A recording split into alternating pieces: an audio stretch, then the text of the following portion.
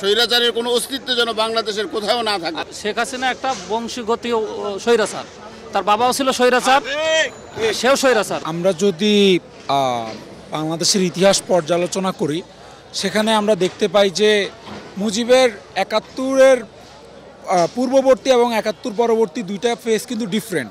এবং সারা দুনিয়ার ইতিহাস যদি দেখি, একটা ফ্যাসিস্ট পতন হয়ে যাওয়ার পরে তাকে কখনো সেলিব্রেট করা হয় না, দুনিয়ার কোথাও এটা হয় নাই, বাংলাদেশে একমাত্র।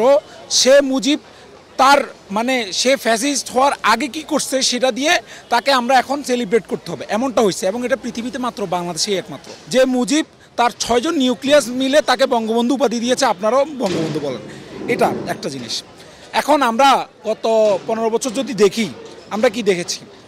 হাসিনা এবং মুজিব, আওয়ামী লীগ মুজিবকে একটা ধর্মরূপে প্রতিষ্ঠিত করেছে।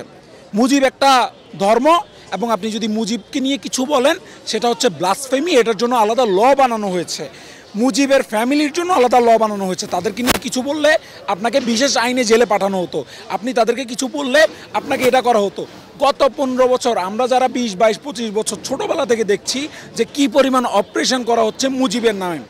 একটা পতিত ফ্যাসিস্ট, তার বাড়িটা যদি এখানে থাকতো, আমরা দেখতে পেয়েছি বিভিন্ন সাংস্কৃতিক সুশীলরা বারবার এখানে এসে মুজিবের কান্নাকাটি, এবং আবারও তাকে মানে মুজিবকে কেন্দ্র করে আবারও আওয়ামী লীগ প্রতিষ্ঠার চেষ্টা ছিল। এখন আজকে আমরা এই ফ্যাসিবাদের যে মন্দির বা কেবলা ধ্বংসের মাধ্যমে আজকে অফিসিয়ালি আমরা মুজিব ধর্মের একটা ধ্বংস করে দিলাম। এবং আমরা আশা রাখি এখানে সরকার বা অন্যান্য যারা আছেন তারা এখানে এমন কিছু একটা প্রতিষ্ঠা করবেন যাতে যেটা জনকল্যাণমূলক কাজে ব্যবহৃত হয়, কেউ যাতে তাদের মুজিব ঈশ্বরকে আবারও ফিরিয়ে না আনতে পারে। এই জন্য আমরা গতকালকে থেকে আজকে পর্যন্ত এই অবস্থান নিয়েছি। দেখেন, একটা ফেমাস মুভির একটা ডায়লগ আছে, সেটা হচ্ছে যে you either die a hero or you live long enough to see yourself become the villain. তো আমার মনে হয় যে এই প্রেক্ষিতে সেই জিনিসটা হয়েছে। ৭১-এর আগের মুজিব এবং ৭১-এর পরের মুজিব দুজন মানে একটা অনেক বড় ডিফারেন্স আমরা দেখতে পেয়েছি। এবং এই কথাটা সত্য যে 71-এ তার অবদান অনেক বেশি। আর আজকে যেটা হচ্ছে এটা দেখে আনন্দও লাগছে আবার দুঃখও লাগছে, এই কারণ this was a historical place for our country, but I guess Sheikh Hasina messed with the wrong generation. তারা আমাদের উপরে হাত দিয়েছে, আমাদের রক্ত তারা নিয়েছে। তো মনে করেন ওই সব কিছু চিন্তা করলে I think this was fair. স্বৈরাচারের কোনো অস্তিত্ব যেন এদেশে না থাকে, ছাত্র জনতার কাছে আমাদের এটা আবেদন। স্বৈরাচারের কোনো অস্তিত্ব যেন বাংলাদেশের কোথাও না থাকে। আর এর দলে যারা এখন আছেন তারা এখন বোঝেন যে আপনারা কার দলে আপনারা আছেন, কার দলে আপনারা ছিলেন। আপনারা দেখছেন গত জুলাইয়ে কিভাবে মানুষ হত্যা করছে। এরশাদ কয়জন হত্যা করছিল? কয়জন হত্যা করছিল এরশাদ?